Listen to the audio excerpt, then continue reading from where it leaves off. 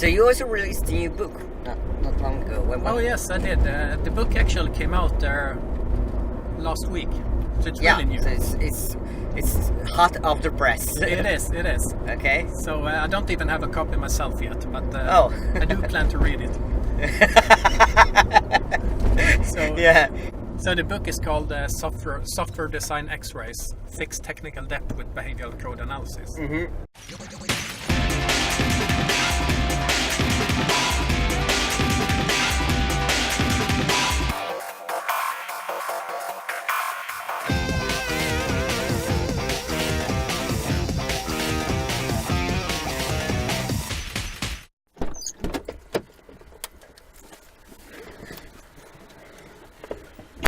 Hi, it's nice to see you again. Hi, good morning. Good morning. Well, so we are here at this conference in Vienna, the Vox Days, and you've been just talking about finding out where are the problematic spots in the legacy code base, right? Yeah, that's right. Can you just sum up what that talk was about? Yeah, sure. I'm going to try. So my main idea was to use behavioral data to prioritize and identify technical debt. So I basically investigate patterns in how the organization, how all developers work with the code. So I do that based on one of the most valuable informational data sources that we have in the industry, version control data.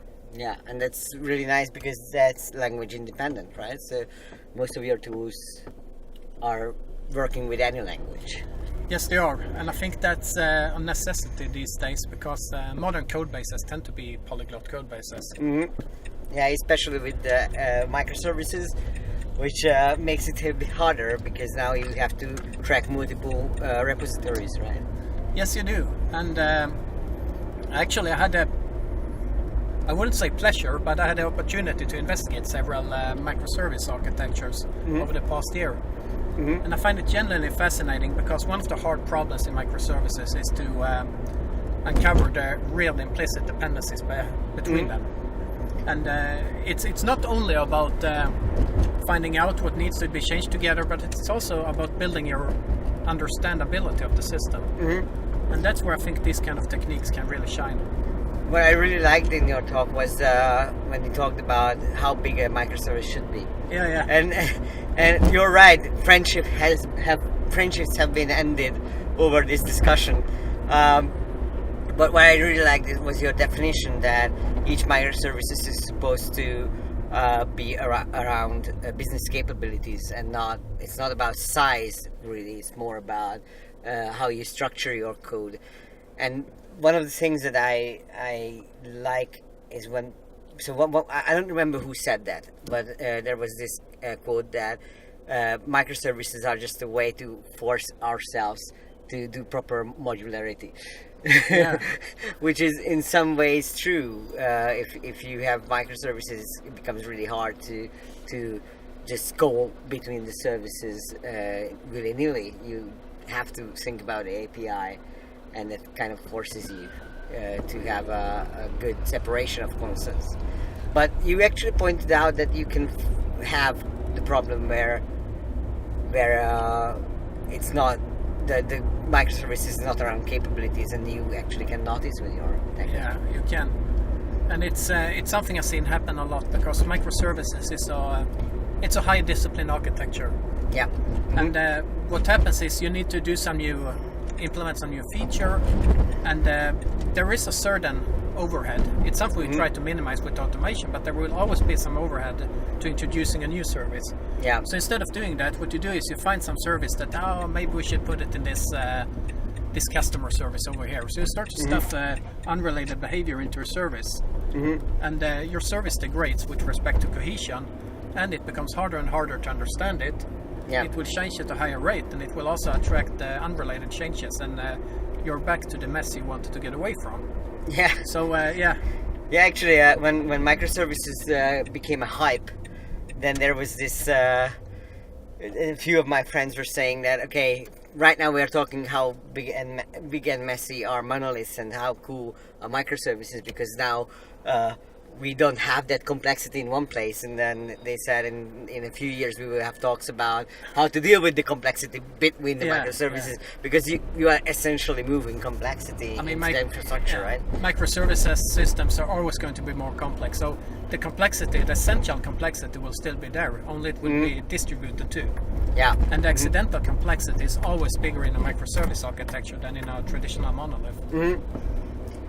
And that makes you wonder, why is it worth to work with microservices in the first place? Why not just use the regular modularity in a smarter way? So that's what I actually did on the. So the company I work for, we developed the CodeSyn tool, and we started out with CodeSyn in an on-premise version. We installed it in our data center. Then we wanted to build a cloud version, and the first prototype we did was actually a microservice. And once we had that prototype up and running, we realized that this is just the wrong solution for this problem that we had. So we kind of scrapped the microservice implementation and started out with a monolithic application. And so far that has been exactly the right choice. Okay, so my personal opinion about this is that, and I'm curious if you agree with that, is that the main reason you want to do microservices is scalability. Because if you have a lot of small services, then you can scale them individually. You can make sure that they fail gracefully, each of them, and you can essentially build an application that can handle millions of requests in an hour, right? Or even billions of requests. That's something that's harder with a monolith. You're absolutely right. I mean, that's the big win, that you can scale individual pieces, which you just cannot do with a monolith in a natural way. You can if you play around with thread pools, but then again you have a bigger problem. Yeah. So I do agree. The thing is, I worked on 2 microservice systems over the years. And what I found out was that there are several advantages from. I'm mainly interested in software, as how easy it is to understand it, and how can we simplify for understandability and readability. And I found that microservices, they tend to be really easy to reason about in isolation, and they were also pretty easy to test, because you could spin up a minimum cluster with maybe 2-3 related services, do integration testing, worked really well. The problem is that the emerging system behavior, once you have the full system, is anything but simple. Yeah. It's incredibly hard. Because you have all that complexity between the wires, right? So it's the interdependencies that are tricky, the interrelationships between them, not the implementations. So you solve one problem at the expense of another one. It's always this trade-off. But that's also, I think that also has a very important consequence, that when you do start a company, when you have a startup, you probably don't want to start out with microservices. No. You want to start out with a simple monolith architecture and move to microservices over time. Yeah, I mean, I promise you. I mean, on the day when we have 1 million requests per second on CodeSyn, I'd be more than happy to pay for re-architecting to microservices.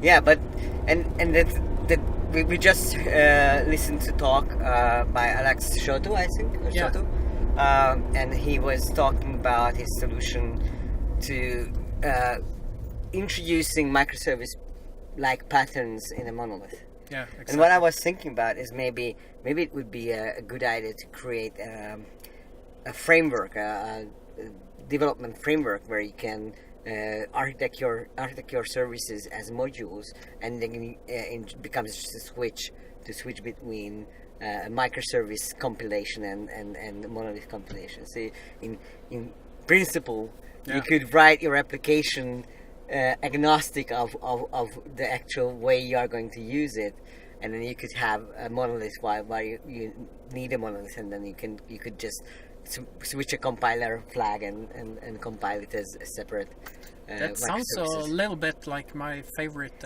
technology, Erlang. Yeah? Yeah. I don't know. Have you worked with Erlang? No, I haven't, and I always wanted to take a look at it, but never had time. Yeah. I never had a reason to look at it. But please elaborate. Yeah, sure. I'd be happy to do that. It's an absolutely fascinating technology, and I'm a bit surprised that it never took up and often became mainstream, because a lot of the stuff that's built in Erlang that you get out of the box is stuff that we keep paying a lot of time and money for to implement in today's distributed systems. And the beauty of Erlang is that Erlang is based on this actor model. So the central abstraction is a process. Okay. Right, and the only way to communicate with the process is by sending it a message. So it's asynchronous by design, and the beauty of that is that you have a clear separation between the different entities in your code base. And the way you choose to distribute them is really just a configuration option, basically. So you can say, all right, we have these different actors here, they're all running on the same machine, in the same Erlang VM, and then when we want to scale it out, we can always say that, all right, let's put this application over here on these machines, let's start to scale up this one. And since Erlang is built with that model at its core, it also comes with things like a remote error handling mechanism that actually works, and it's I find that that's also one of the hard things with microservices, the remote error handling. Yeah. And Erlang kind of has a working model that solves it. And also like creating stack traces across services, right? Yeah. That can be really hard when you have failure in one service, and then you have to trace back where that request came from that goes to failure. Yeah. So that I think also is one of the big wins with Erlang. So I developed a larger system in Erlang that was actually today I would say it was a microservice system, but that term wasn't around at that time. But it's kind of fascinating that you have so much tooling included in their Erlang library, so you can basically trace all your stuff like tracing all your calls between your different processes and services. Something you get out of the box, and it actually works wonder. So the funny thing is, I have to tell you this. I remember the prototype I did of that system. It was for was actually meant to be a military application used for training and simulation, and I wanted to have a simple training application. So I developed a distributed car simulator, so people could sit at different workstations and race against each other. It's pretty fun, right? And it worked really, really well. And I started to demonstrate the remote error handling. I went out and started to kill off processes at random at different machines. And the end user didn't notice anything. One thing I skipped in that prototype was logging. So I didn't have any logging, right? Then I implemented logging in the next iteration. I was started to look at the logs. I realized that I had made a bug in one of the actors. So it actually died every second. But since no one realized it. Erlang's error handling mechanism is so great, and I had set up this policy that, oh right, just restart it if it dies. And it did. Okay. And it worked so well that it actually hid that bug in production. But that also shows you a very important point, that you absolutely need to have great logging, and you absolutely need to have alerts on unexpected logs, right? Yes, you do. So one of the things that we usually do is to set a maximum amount of logs that are expected from a service, just to make sure that we don't end up with a situation like this, that there is a bug in production and we spew out logs like crazy and don't realize that there is a significant bug around. Yeah. Because that's what you do with microservices. You restart them whenever they fail, right? Yeah. Yeah. So you also released a new book not long ago. Oh yes, I did. The book actually came out last week, so it's really new. So it's hot off the press. It is. Okay. So I don't even have a copy myself yet, but I do plan to read it. So yeah, eventually it's useful to read your own books, right? Yeah, it is. So the book is called Software Design X-Rays: Fix Technical Debt with Behavioral Code Analysis. And what is it about? It's about my favorite topic, how we can use what I call behavioral code analysis. That is so basically the same as your talk. It is, and I go deeper into it and cover a bunch of real-world applications. So I use real-world code bases for all my case studies, where we try to find real-world opportunities for improvements and possible defects. So it was a really fun book to write. Took a lot of time though. And how does it differ from your previous book? Because that was also about behavioral code analysis, right? Yes, you mean Your Code is a Crime Scene? Yeah. Yeah, so it's I would like to say it's a continuation of Your Code is a Crime Scene, because what happened after I wrote Your Code is a Crime Scene is that Your Code is a Crime Scene describes a number of techniques you could use to prioritize technical debt. Mm-hmm. And it's based on my experience of using these techniques during my years as a consultant. Okay. What happened after that book was that I started to work full-time on these techniques. Mm-hmm. And I think what put me in a bit of a unique position is that I've analyzed, I would say, 200-300 code bases just over the past year. Mm-hmm. A lot of commercial code bases, talked to a lot of different organizations, and that makes it possible to see patterns between different code bases and the problems different organizations are facing. So I want to kind of distill down that knowledge that I built up and also make it actionable, so that you should be able to pick up the book and you should be able to diagnose your code base and find out, do I have any problems? In that case, where are the most serious problems? Where's the biggest payoff? And then the next step, what now? How do I react to that? What do I do? Which may involve both technical and organizational changes. Yeah, I see. So that's probably a book I should read, because I've been working with legacy code bases most of my life. All right, yeah. And it's useful to be able to find the problematic places, because it's always like tempting to refactor everything you come across. Yeah. But sometimes it's just too expensive, right? Yeah, I always keep telling that. Complexity in a legacy code base, it's really only a problem when we need to deal with it. And most of that complexity just won't affect us, right? And I've been trying to push for this, that we should actually make those decisions based on data and not just a gut feeling, because that gut feeling will lead us wrong. Well, gut feeling is in many cases is wrong, right? Because if you think about science, there are a lot of scientific results that sound really stupid when you first hear it, and then you look at the data, you look at the math behind those concepts, and you just have to admit that that's how it works. Yeah, so one of the stories I tell in my new book is when I started out with these techniques, I worked on a legacy code base, and I came in, I was hired as an architect, whatever that is. But I was supposed to kind of prioritize improvements. So the first thing I did was I started to measure a bunch of complexity measures, and I found out that there was this subsystem that was really, really messy. I mean, the cyclomatic complexity and stuff like that was through the roof, low cohesion. So the next thing I did was I knew that these metrics are imperfect, right? So I went and talked to the people who work with the system. And everyone complained. They say it's a mess, I hate it, I don't want to play around with it, I don't want to do any improvements to it, I don't want to see it anymore. So I thought, all right, we have our first candidate for our larger redesign. So what we did was we took our two best developers, put them on the task of rewriting that system. So they spent 2 months rewriting it. And they did a wonderful job. It looked excellent, was easy to understand, really good code coverage and everything. And the fascinating thing was this organization actually had pretty good productivity measures, so they can measure the output. And when you looked at the output after that major redesign, there was absolutely no difference. The organization didn't become more effective. There was no difference at all.